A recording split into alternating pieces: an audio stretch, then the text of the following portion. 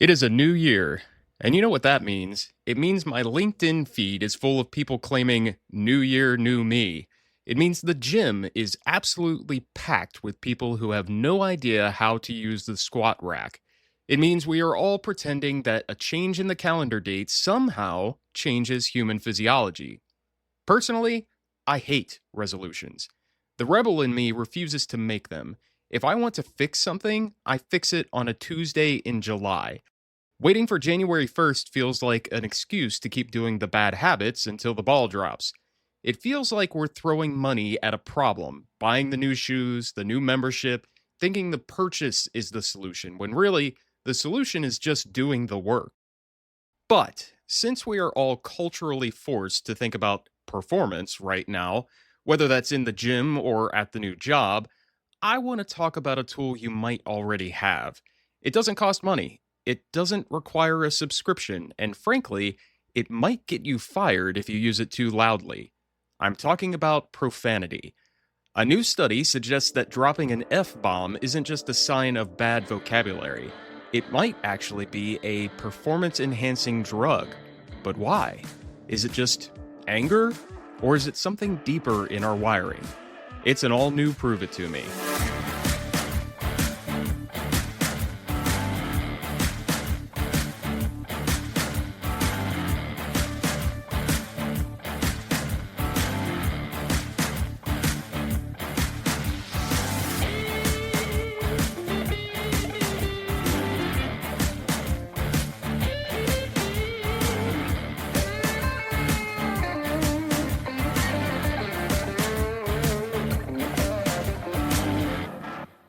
Hello, everyone, and welcome back to Prove It To Me. I'm your host, Dr. Matt Law. It has been a minute. I know. I'm predicting that I may not be as active this year as I was last year. Why? Well, I have a new day job, and it does a pretty good job of dominating my time. Plus, I need hobbies to keep my sanity. Video games don't play themselves, and bourbon doesn't drink itself, but Prove It To Me is one of my favorite hobbies. So, as long as there is bad science reporting and good peer reviewed data, I'll be here. Speaking of bad science reporting, or at least sensational science reporting, I saw an article in The Guardian that caught my eye.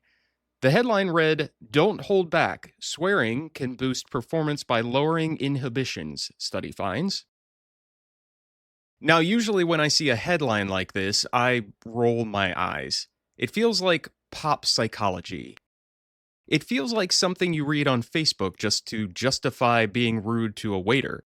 Oh, I'm not a jerk, I'm just optimizing my performance. But then I saw who was behind the study, Dr. Richard Stevens. If you are a nerd like me, you know that name. Richard Stevens is the researcher from Keele University who won a Nobel Prize a few years back for proving that swearing helps you tolerate pain. He's the guy who made people stick their hands in ice water and scream obscenities. And it worked. Swearing acted as an analgesic.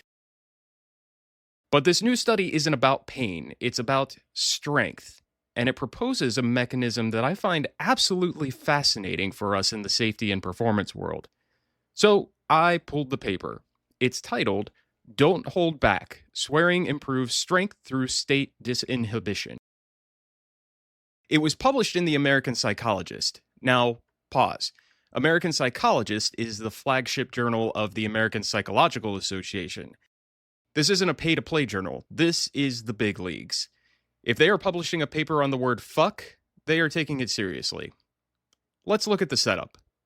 The authors, Richard Stevens alongside Harry Dalber and Christopher Richardson from the Keele University in the UK, and Nicholas Washmuth from the University of Alabama in Huntsville. The funding, well, there was no external funding reported. Maybe this is pure academic curiosity. No big profanity lobbyists paying for the results. The question, we already know from previous research that swearing increases pain tolerance. We also know from other studies that it can increase peak power, like on a stationary bike, and grip strength. But we haven't known why. The prevailing theory was general arousal. The idea was you swear, you get angry, your heart rate spikes, your fight or flight system kicks in, and you get a boost of adrenaline. It makes sense, right? If I scream, I pump myself up. But here is the catch. In previous studies, they didn't see the heart rate spike they expected. The arousal theory didn't fit the data. So, Stevens and his team proposed a new theory, state disinhibition. Basically, they hypothesized that swearing doesn't press the gas pedal, like arousal.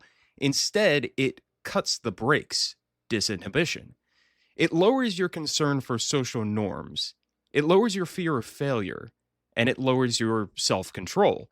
And when you stop holding back, you perform better. They ran two experiments to test this. And honestly, I would have paid money to watch these in person. Experiment 1, they recruited 88 participants. The task, a chair push up. Basically, you sit on a sturdy chair, put your hands on the seat beside your hips, and lift your entire body weight up. You hold that pose for as long as you possibly can. This is an isometric hold. It burns, it hurts, it requires grit. The conditions were simple. Number 1, the swearing condition. While holding the pose, the participant repeats a swear word of their choice every 2 seconds. Number 2, the neutral condition. While holding the pose, they repeat a neutral word describing a table. I don't know, I guess like wooden or solid. Now, for my fellow safety professionals, I will note that the researchers put a safety cap on this task. Participants were asked to stop if they reached 60 seconds of the isometric hold. Experiment 2, they recruited another 94 participants, same task, same conditions, but they added different psychological measures to try to pinpoint the mechanism. The variables, they weren't just timing the hold, they were measuring variables linked to disinhibition. In experiment 1, they looked at things like humor, distraction, and psychological flow. In experiment 2, they got even more creative. They measured bystander apathy using vignettes about helping people and scales for the behavioral inhibition system, or BIS, and the behavioral activation system, BAS. Basically, they wanted to know, does swearing make you care less about rules? Bystander apathy. Does it make you more in the zone, which would be flow? And does it distract you from the burning in your triceps? So, did the potty mouths win? Yes. In experiment 1, participants held the chair push-up significantly longer when swearing. If you care about p-values, that was 0.005. In experiment 2, they replicated it. Swearing again led to a significantly longer hold times. P-value is 0.003. We aren't talking about a massive physical transformation here. It's not like they turned into the Hulk, but the effect was consistent. Repeating a swear word allowed them to push past the point where they normally would have quit. But here's the part that matters. Why? They ran a mediation analysis. This is statistical speak for finding the middleman. In the individual experiments, the results were a little messy. In experiment 1, perceived freedom from constraints seemed to be the driver. In experiment 2, distraction popped up as a significant mediator. But because mediation requires a lot of statistical power, they did something smart. They aggregated the data. They combined experiment 1 with 88 participants, experiment 2 with 94 participants, and a previous study with 118 participants for a total sample size of 300 people. When they ran the numbers on the big group, 3 clear winners emerged as the reason swearing works. Number 1, psychological flow. Swearing helped people get in the zone, where action feels effortless. Number 2, distraction. Swearing took their mind off the physical effort or pain. And number 3, self-confidence. Swearing made them feel more capable. Interestingly, humor was not a significant mediator in the final analysis. So it's not just that laughing makes it easier, it's that swearing actually shifts your brain into a state of focused, confident disinhibition. The authors write, swearing promotes psychological states conducive to maximizing effort and overcoming internal constraints. It's like taking the governor off an engine. Your body normally limits you. It says, hey, stop holding this pose. It hurts. Swearing suppresses that voice. It suppresses the safety manager in your brain, the behavioral inhibition system, and ramps up the behavioral activation system. Now, let's bring it back to Earth. You know I have to critique the study. Limitation 1, the mediation shuffle.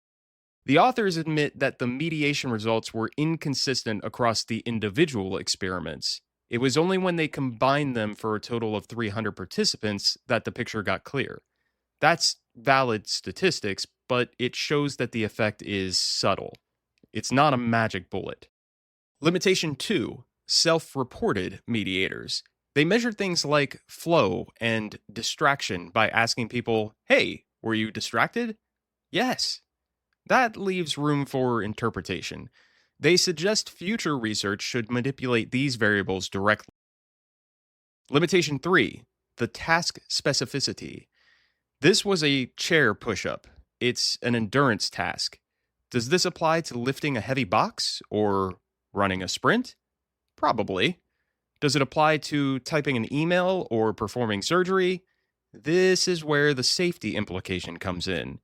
If swearing increases disinhibition, that's great for brute force tasks. If you need to lift a heavy beam or unscrew a rusted bolt, let the expletives fly. It helps you ignore the stop signals in your brain. But do we want disinhibition when doing precision work? Do we want a crane operator to be disinhibited? Do we want a bomb disposal technician to be taking more risks? Probably not. If swearing lowers your caution, then swearing might actually be a leading indicator for risky behavior in a complex task. If you hear a crew swearing up a storm, they might be working harder, physically, but they might also be ignoring the little voice that says, hey, check that rigging one more time.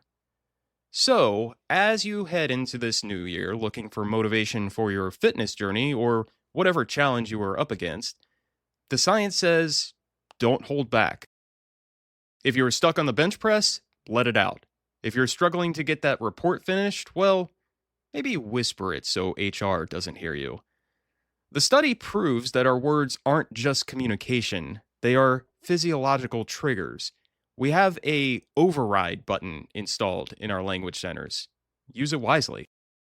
If you are a safety manager and you hear a guy cursing at a wrench, maybe let him finish.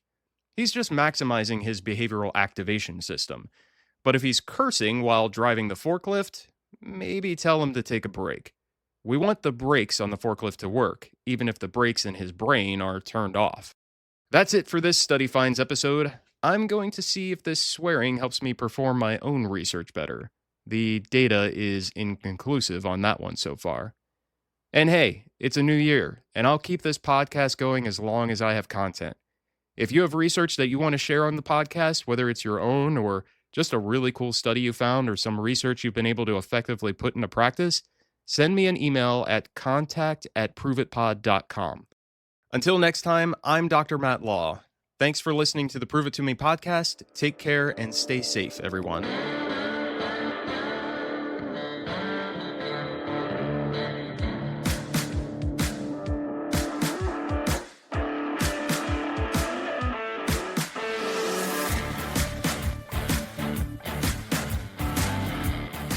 Prove It To Me is produced by me, Matt Law.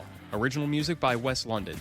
You can find this podcast on Podbean, Apple Podcasts, Spotify, YouTube, Amazon Music, and iHeartRadio. Like what you've heard so far? Please like, subscribe, and follow wherever you get your podcasts, and leave a 5-star review on Apple Podcasts.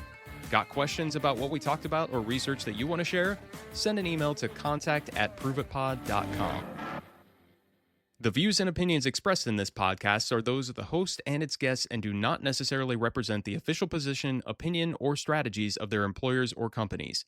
Examples of research and data analysis discussed within this podcast are only examples. They should not be utilized in the real world as the only solution available, as they are based on very limited, often single use case, and sometimes dated information. Assumptions made within this discussion about research and data analyses are not necessarily representative of the position of the host, the guests, or their employers or companies.